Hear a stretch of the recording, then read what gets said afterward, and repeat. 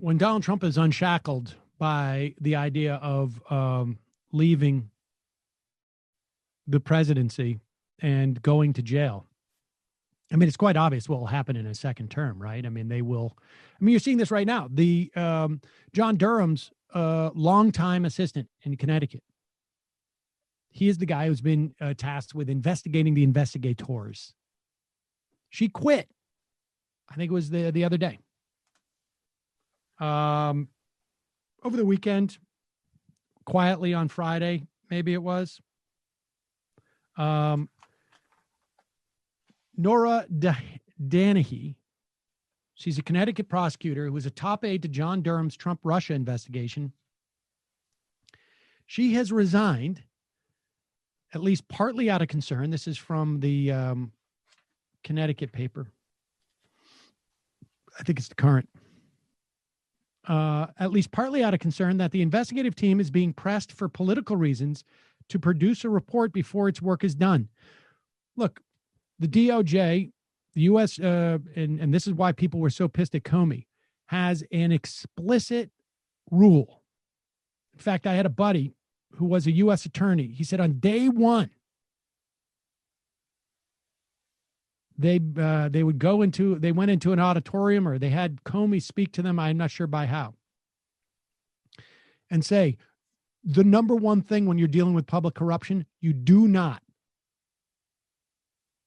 comment or bring a case, make it public within like 3 or 4 months of an election. You just don't do it. Comey broke that rule.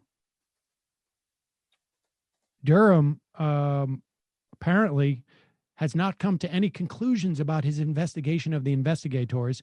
And apparently Bill Barr is pressuring Durham's outfit from releasing an interim report. Danahy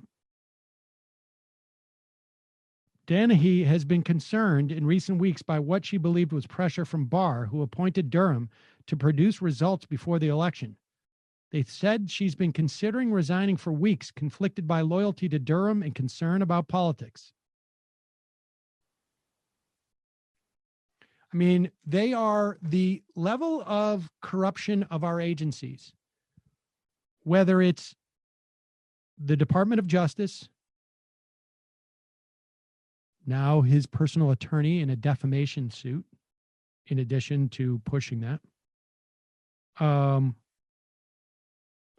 to the corruption. And by corruption, I don't just mean payola. I mean literally the degradation of these agencies. Politico reports the health department's, this is the CDC's politically appointed communication aides, have demanded the right to review and seek changes to the Center for Disease Control and Prevention's weekly scientific reports charting the progress of the coronavirus pandemic. There's that guy, Caputo, former Trump campaign official with no medical or scientific background, was installed in April as the Health and Human Services Department's new spokesperson. And they have been, Caputo's team has tried to halt the release of some CDC reports, including delaying a report that addressed how doctors were prescribing hydroxychloroquine.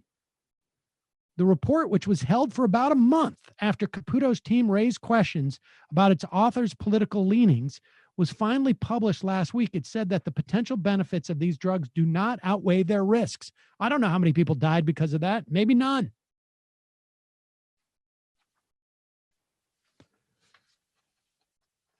OSHA, completely defanged.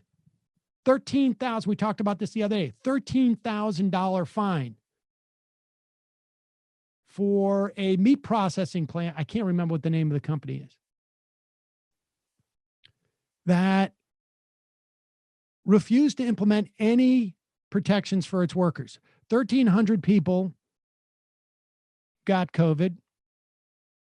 50, I think, were hospitalized. 4 dead. They got a $13,000 fine. $10 a person. The EPA has rolled back protections for rivers and streams, allowing for more mercury in the air and in the soil and in the water. They tried to roll back car emissions, opened up federal land for more drilling, have allowed for more methane in the air, increasing, which is the most potent greenhouse gas. The FDA, completely compromised at this point, to the extent that nobody's going to trust whether the vaccine, if it's developed, is actually safe.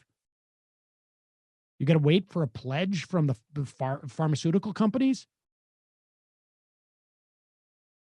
The National Labor Relations Board. Agencies we've never heard of. You can go back to Sam Bagenstos, who we had on this program, I think about 4 years ago. Maybe it was right after the election. Maybe it was early 2017, who had been at the Department of Justice during the Clinton years and then the Obama years, and saw what happened with 8 years of Bush. And I can tell you, this would be like 16 years of Trump, because they don't care. They don't care about the pretenses. I mean, honestly, it is. Roger Stone is claiming that there was a coup. You remember Roger Stone, who was pardoned? He was the guy who orchestrated the Brooks Brothers riots, who's now developed a close relationship with the Proud Boys. I mean, what we're going to see over the next 6 weeks, I think, and then beyond, is going to be very disturbing. Very disturbing. All right, let's try and do a phone call.